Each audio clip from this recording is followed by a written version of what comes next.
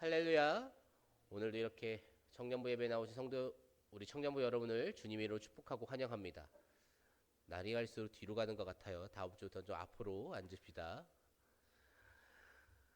메비우스의 띠라는 거를 아실 겁니다. 메비우스의 띠. 어떤 걸 가리켜서 우리가 메비우스의 띠라고 이야기를 하나요? 계속해서 돌고 또 도는 상황이 반복될 때 우리는 메비우스의 띠 같다라고 이야기를 합니다. 우리의 삶에도 사실 이러한 모양을 보이는 그러한 것이 존재합니다. 습관이라는 거죠. 우리는 좋은 습관도 있지만 고쳐야 할 습관도 존재합니다. 누군가가 그 습관을 이제 지적하고 그 습관을 고쳤으면 좋겠다라고 이야기를 해요. 그러면 이 습관을 고쳐야겠구나 생각을 하고 나름대로 고치려고 노력을 합니다. 그런데 어느 날 시간이 흐르고 어느 날 다시금 돌아보니 똑같이 그 습관을 행하고 있는 자기 자신을 우리는 쉽게 보고 있습니다. 습관은 쉽게 고쳐지지가 않아요. 습관은 다시금 습관대로 돌아가게끔 만듭니다. 이 고치기 너무 힘들죠. 많은 사람들이 그 습관대로 살아갑니다. 오늘 우리가 살펴볼 말씀에도 그렇게 습관대로 돌아가는 사람들이 등장합니다. 오늘 우리가 살펴볼 말씀, 이 사사기에 대해서 얼마나 알고 계신가요? 사사기가 어느 시대, 어떤 때를 기록해둔 말씀이냐 하면은 이스라엘이 족장 시대를 넘어서 왕정 시대로 가기까지 그 잠깐 그 중간 어딘가쯤에 마치 과도기처럼 특별한 지도자로 세워진 사람 없고 그래서 이스라엘 백성들이 다들 자기 소견에 오른 대로 행동하던 때가 있었습니다. 그때의 이야기를 가리켜서 이제 사사시대다 하면서 이렇게 좀 특이한 시대가 이스라엘의 역사 중에 등장을 합니다. 이때 통치자라고 해야 할지 아니면 잠시 임시적인 지도자라고 해야 할지 그러한 사람이 중간중간 드문드문 하나님께서 세우시고 이스라엘을 하나님의 뜻대로 인도하시기 위해 그 사람을 통해 역사하시는데 그 사람을 가리켜서 사사라고 합니다.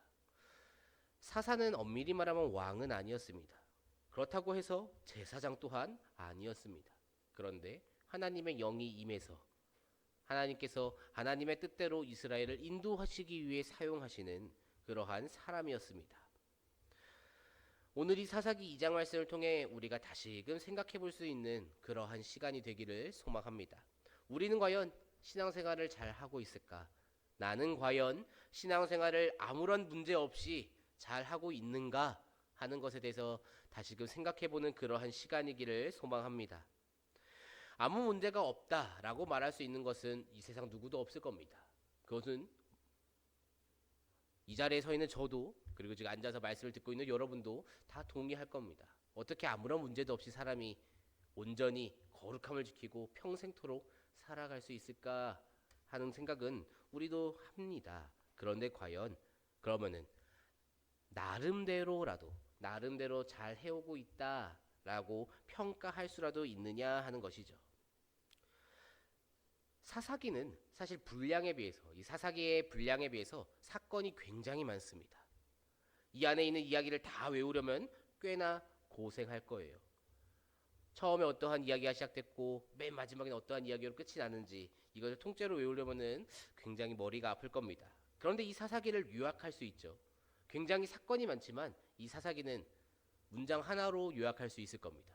이스라엘이 죄를 짓고 하나님이 심판하시고 이스라엘이 자복하고 하나님이 사사를 세우셔서 구원하신다.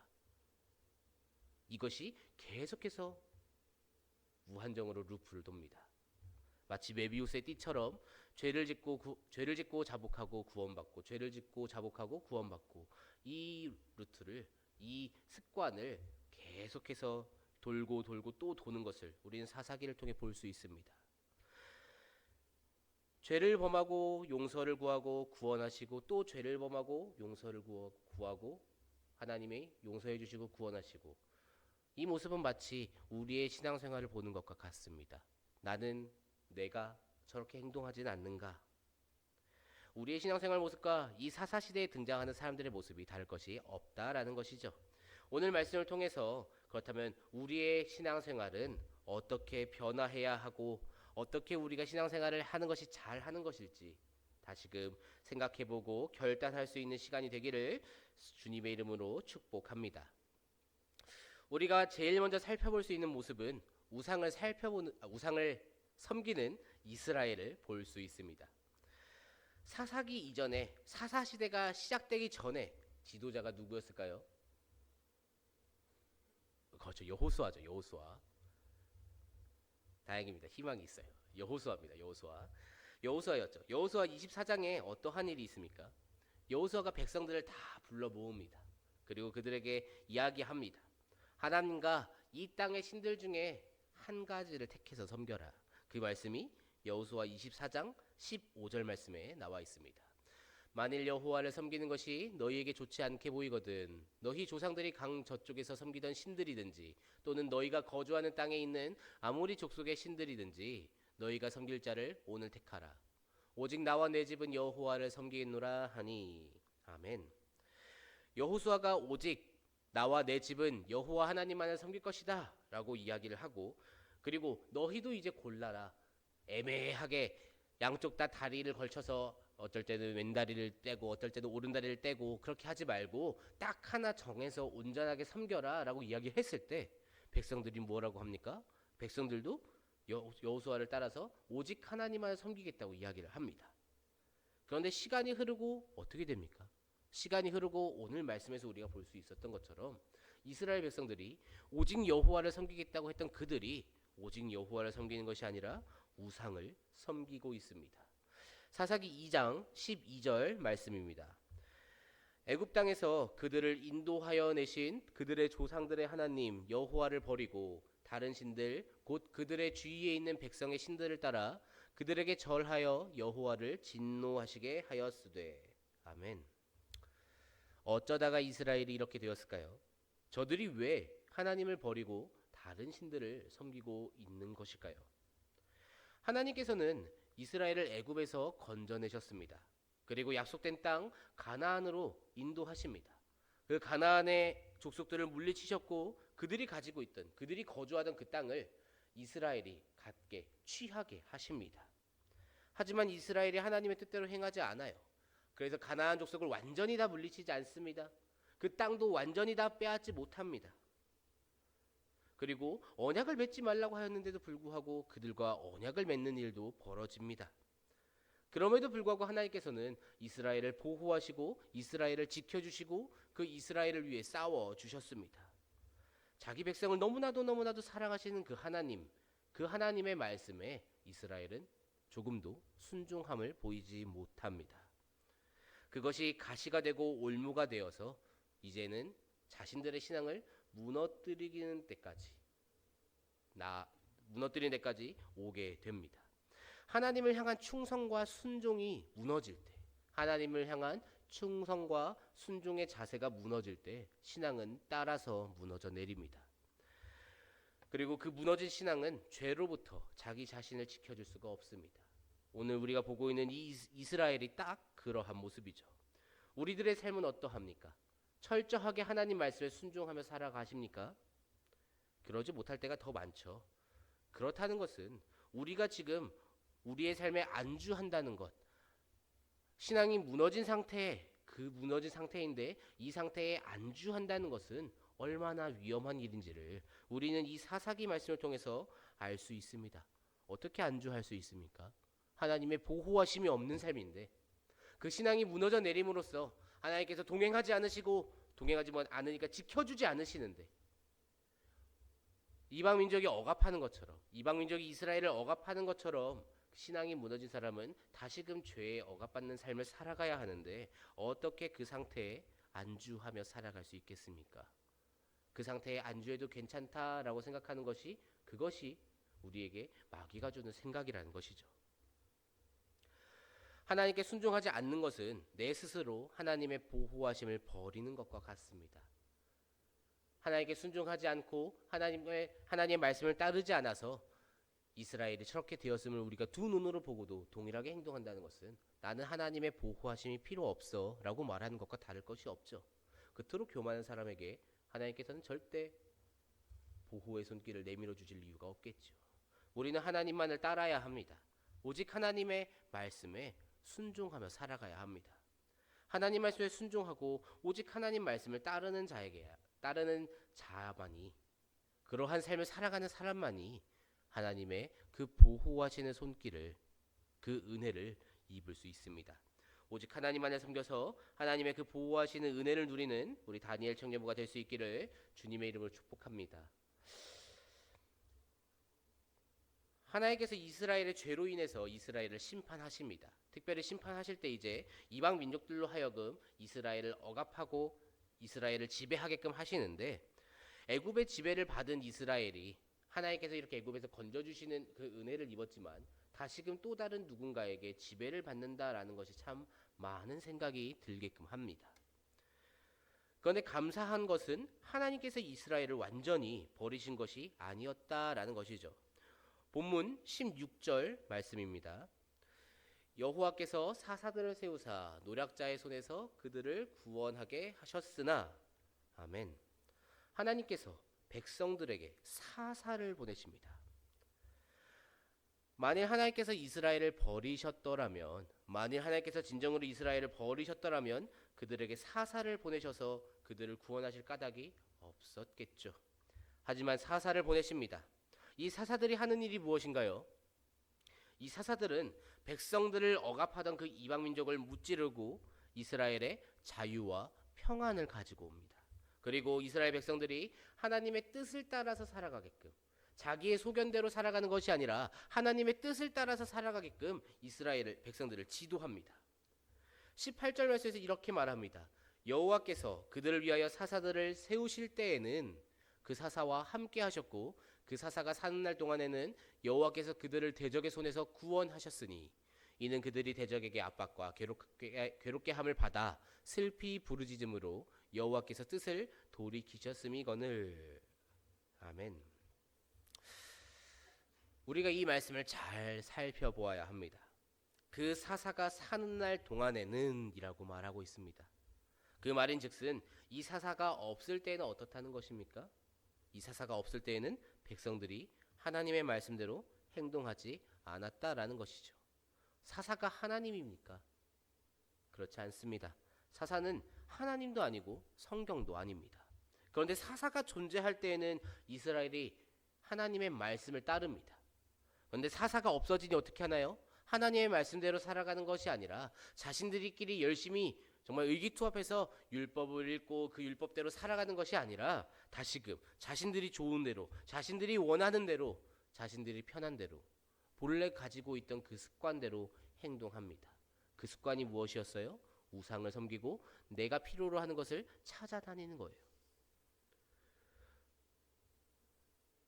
우리가 말씀대로, 우리도 이 성경 말씀대로 살아가고 성경 말씀대로 말하고 행동할 때가 있습니다. 언제 그러나요? 지금 이 시간 우리는 그렇게 합니다. 교회에 있을 때, 교회에서 예배를 드리고 하나님께 경배를 드리고 찬양할 때 우리는 그럴 때 성경 말씀대로 살아가고 성경 말씀대로 행동하려고 많이 노력해요. 이곳은 교회 곧 하나님의 집이기 때문이죠. 그런데 이 교회에서 밖으로 나가면 어떻게 됩니까? 하나님의 집에서 나의 집으로 이동하면은 이제는 성경 말씀대로가 아니라 나라는 사람의 마음대로 행동하기 시작합니다.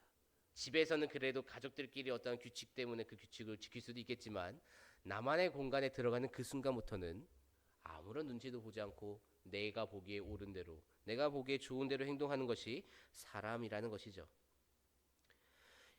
마치 사사가 있을 때에는 하나님의 말씀대로 행동했지만 사사가 없어지니 자신의 뜻대로 행동하는 이스라엘과 교회에 있을 때에는 하나님의 말씀대로 행동하지만 교회를 벗어나면 결국 내가 원래 살아오던 대로 내 모습 그대로 다시금 돌아가는 우리는 동일한 모습을 보이고 있다라는 점이죠. 하나님께서 백성들에게 바라시는 모습이 무엇이었겠습니까? 사사가 있건 없건 동일하게 하나님을 섬기는 삶을 바라셨습니다. 우리도 교회에 있건 교회 밖에 있건 동일하게 그리스도인으로서 살아가야 한다라는 것이죠. 우리가 이 모습을 잃으면은 교회 밖에서는 세상 사람으로, 교회 안에서는 그리스도인으로 계속해서 살아가면은 우리는 결국 교회 안에 있을 때에만 그리스도인이고 교회 밖에 나가면은 하나님의 백성이 아닌 자들과 다를 것이 없다라는 것이죠. 이방에게 억압받은 그 이스라엘처럼 다시금 죄에 억압받으면서 살아가게 되겠죠. 우리는 그 모습을 이제는 끊어내야 합니다. 사랑하는 청년부 여러분, 이 죄의 루틴을 끊어내시기를 소망합니다. 습관적으로 짓는 많은 죄들이 있어요. 이것을 물리치시기를 간절히 부탁을 드립니다. 사사가 있어야만 그리 살았던 이 이스라엘처럼 그렇게 미련하게 살아가는 것이 아니라 교회가 아닐지라도 그 거룩함을 지켜내기를 간절히 소망합니다. 우리가 그리스도인임을 자각하면서 살아갈 때, 내가 그리스도인이다라는 것을 자각하면서 그 거룩함을 지켜내기 위해서 하나님 말씀 위에 철저하게 순종하며 살아갈 때 하나님께서는 우리의 몸과 우리의 영혼을 지켜주실 줄로 믿습니다. 우리의 요새 되시는 그 하나님의 보호하시는 은혜가 하나님의 백성임을 자각하고 그리고 그 백성의 모습으로서 교회 안에서나 교회 밖에서나 살아갈 때 하나님께서 지켜주시고 보호하시는 그 은혜가 함께하는 우리 다니엘 청년부가 되기를 주님의 이름으로 축복합니다. 우리가 오늘 말씀에서 조금 더 집중해서 보았으면 좋겠다 싶은 말씀은 오늘 19절 말씀입니다. 19절 말씀 우리 함께 읽도록 하겠습니다. 그 사사가 죽은 후에는 그들이 돌이켜 그들의 조상들보다 더욱 타락하여 다른 신들을 따라 섬기며 그들에게 절하고 그들의 행위와 패역한 길을 그치지 아니하였으므로. 아멘. 하나님께서 세우신 사사가 이스라엘을 통치할 때 이스라엘은 하나님의 뜻대로 행동합니다. 그러나 그 사사가 죽으면 다시금 자신의 습관대로 행동했습니다. 그 모습에 하나님께서 진노하시죠. 성경에 등장하는 마지막 사사가 누굴까요? 성경에서 이 사람이 마지막 사사다라고 이야기하고 있는 사람이 누굴까요? 성경에 등장하는 마지막 사사는 사무엘의 아들로 등장을 합니다. 사무엘이 늙어서 자신의 두 아들을 사사로 지정한다라는 말씀이 우리는 성경을 통해서 볼 수 있습니다. 그런데 그들이 거룩하지 못해서 재판을 할 때 뇌물을 받고 판결하자 이스라엘 백성들이 요구한 것이 왕이었죠. 이때까지 총 몇 명의 사사가 있었는지는 모르겠어요. 이 여호수아 이후에 그 사무엘의 두 아들 그때가 될 때까지 총 몇 명의 사사가 있었는지까지는 모르겠지만 적어도 오늘 우리가 읽은 이 사사기 말씀에는 12명의 사사가 등장한다는 것을 우리가 쉬이 알고 있습니다. 우리는 아까 전에 살펴보았던 그 19절의 말씀과 방금 전에 우리가 함께 이야기했던 이 12명의 사사가 등장한다라는 점을 생각해 볼 필요가 있습니다. 하나님께서 사사를 언제 세우셨을까요? 이스라엘이 평안할 때 하나님께서 사사를 세우셨나요? 그러지 않습니다. 이스라엘이 죄를 짓고 그 죄를 자복하고 하나님께 우리 좀 살려주세요 하고 하나님을 부르짖을 때 그때 하나님께서 사사를 세우십니다. 그 사사가 12명이라는 것은 쉽게 말하면은 이 사사기 말씀 안에서만 이스라엘 백성들이 못해도 12번 죄를 지었다라는 것이죠. 그 12번의 죄가 심지어 다 동일한 죄입니다. 우상을 섬기고 우상을 섬기고 우상을 섬기고 우상을 섬기고 우상을 섬기고 이것을 12번을 행합니다. 12번째 행하고 돌이켰을 때 또 한 번 사사를 보내주시고 그리고 그 사사 12번째 사사가 삼손으로 등장을 하니까 그 삼손이 죽고 나면은 이스라엘 백성들이 또 어떻게 했을까요? 또 자기의 소견대로 자기의 소견에 옳은 대로 행동했다라는 것이죠. 이게 말이 되나요? 얼마나 사람이 미련해야 똑같은 짓을 12번을 반복할까요? 심지어 결과값이 정해져 있습니다. 이걸 하면은 나는 하나님께 심판을 받아. 그것을 12번을 경험합니다. 13번째 선택지가 놓여 있어요. 우상을 섬길 것인지 여호와 하나님만 따를 것인지. 그런데 이스라엘 백성들은 여지없이 우상을 선택합니다. 그들이 왜 그럴까요? 그들이 다른 민족에 비해서 지능 지수가 떨어져서 그럴까요? 그렇지 않을 것이라는 거죠. 그들은 눈앞에 보이는 가장 가시적인 원인은 일단 우상이 남아 있다는 것이 가장 큰 문제였죠. 가나안 족속의 우상이 아직까지 그 땅에 남아 있어요. 다 진멸시키라고 하나님께서 말씀하셨을 때, 다 내쫓으라고 말씀하셨을 때, 다 내쫓았더라면 이런 일이 일어나지 않았을 겁니다. 섬기고 싶어도 섬길 우상이 없는데 그런 일이 없었겠죠. 근데 말씀대로 순종하지 않았을 때 이런 문제가 터집니다. 근본적인 문제는 백성들이 하나님이 아닌 다른 것을 필요로 하기 시작했다라는 거예요. 그런데 그들이 왜 하나님이 아닌 다른 것을 찾았느냐 하는 것이 이제 우리가 오늘 말씀을 통해서 생각해 봐야 하는 문제입니다. 백성들이 섬긴 우상은 풍요와 농업의 신이라고 불리는 바알과 아스다롯입니다. 무슨 말인가요? 그들이 지금 풍요와 농업을 바라고 있다라는 것이죠. 왜 바라고 있을까요? 그들이 철저하게 이 땅의 이익만을 바라보고 있다라는 점이죠.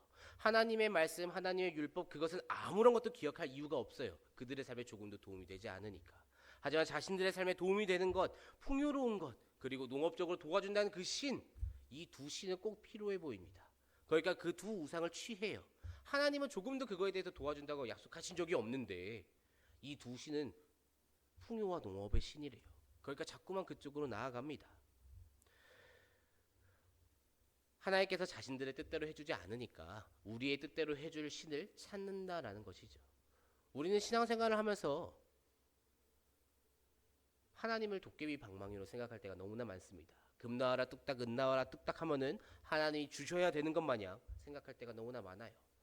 하나님 저 이거 해주세요 하고서 그것을 주시지 않으면 하나님 왜 저한테 이거 안 주세요 하고 시험 듭니다.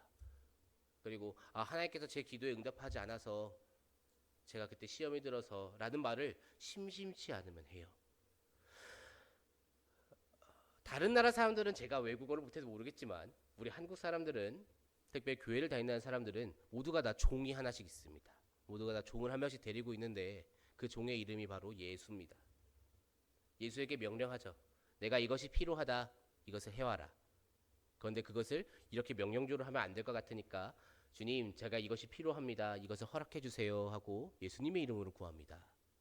예수님의 이름으로 구합니다. 아멘이라는 이 문장이 어느새 내가 이것을 명령하면은 하나님께서 들어주시겠지. 들어주셔야 한다라는 것으로 생각하는 것 같습니다. 하나님께서는 우리의 뜻대로 휘두를 수 있는 그러한 도구가 아닙니다.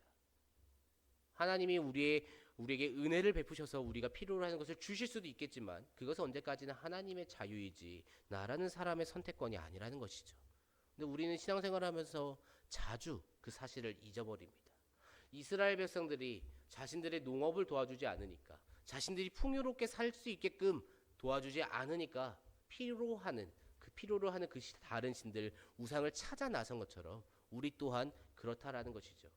이 땅을 살아가면서 나를 먹고 잘 살게끔 해주지 못하니까 돈을 벌러 나갑니다. 내가 교회에 나오는 것이 썩 즐겁지 못하니까 여행을 떠납니다.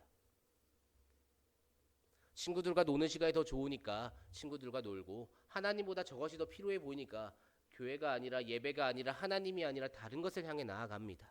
그리고 내 삶이 어려울 때 다시금 하나님을 찾습니다.